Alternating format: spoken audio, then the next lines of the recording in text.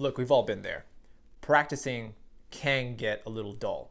And when practice becomes dull, we oftentimes are not inspired and we oftentimes don't know how to practice when we're bored. So in this video, I'm going to talk about 5 practice strategies that you can use with your instrument today to help you become a better violinist. Stick around to the end of the video. You don't want to miss this. Hi there, my name is Eric and I'm dedicated to helping you become a better violinist through violin videos and tutorials. If you haven't done so already, please make sure to hit the subscribe button. Make sure to hit the bell notifications. That way you get notified for when new videos come out.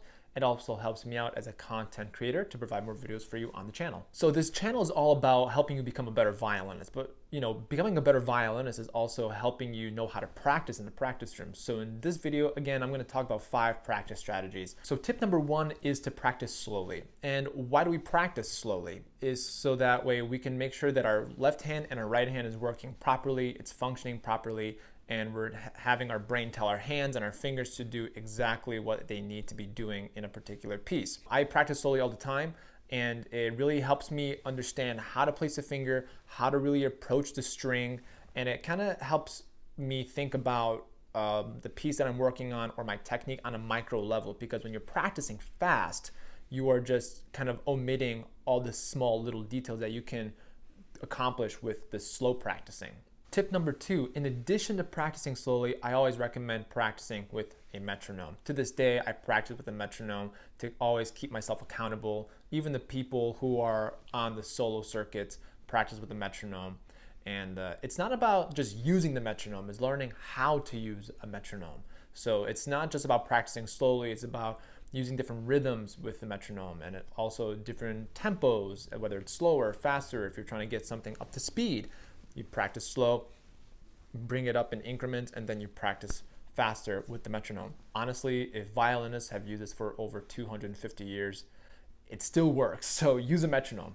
Tip number 3 is to practice your scales, right? And I like to practice my scales in the beginning of my practice session just because I can get my brain warmed up, I can get my fingers warmed up. Also, I can really just focus every single day on learning how to put the finger on the fingerboard and also letting my ears do a lot of the listening. So it really helps when you do practice your scales, because music is just a bunch of scales.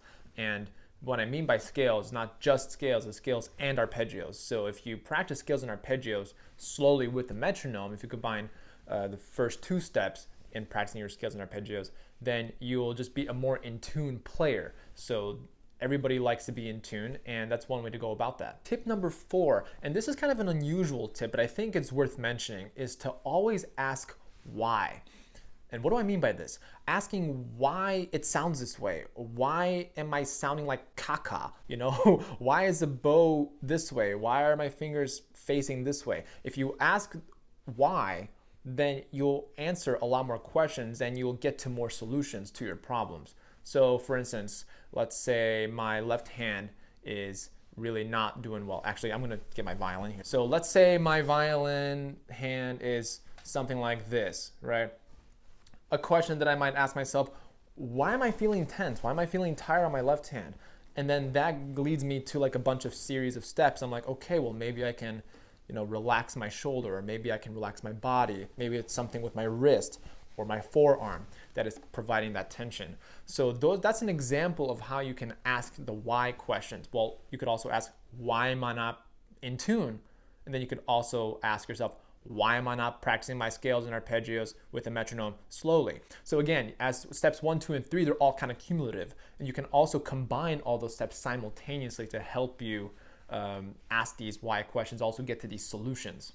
And I think as a pedagogue and as a teacher, I always ask my students these kinds of questions. I'm like, okay, well, why does it sound this way? I challenge them. Why do you sound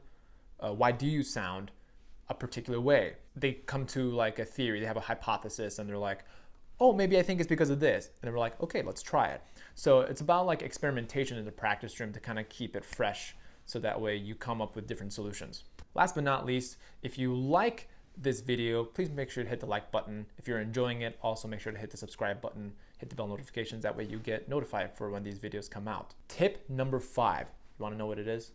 It is to listen. So steps 1, 2, 3, and 4, you are doing simultaneously with step 5. And you also have to make sure that you are paying attention to the intonation. You always have to listen, because music is not for the eyes, my friends. It is for the ears. And if we don't listen, then we will struggle hardcore in the practice room. There you have it. Those are my tips on how to practice in the practice room, my 5 practice strategies on helping you become a better violinist. Again, if you like the channel, hit the subscribe button and hit the like button if you like the video. I'm looking forward to having you comment down in the comment section below on some of your favorite practice strategies. And yeah, leave a comment and tag me. I'd love to get a conversation going with you. Thanks so much, and I'll see you in the next video.